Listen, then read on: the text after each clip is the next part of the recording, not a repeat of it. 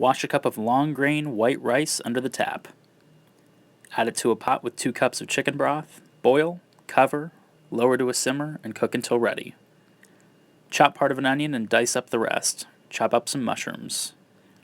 Mix the diced onion with half a pound ground beef, a handful of Panko breadcrumbs, and some Worcestershire sauce, and form into 2 patties. Sear the burgers 4 minutes aside. Cover to keep them moist. Add your mushrooms and diced onions to the drippings and saute until soft. Add a cup of beef broth and some Worcestershire sauce to the pan, then add a water cornstarch mix to thicken your gravy.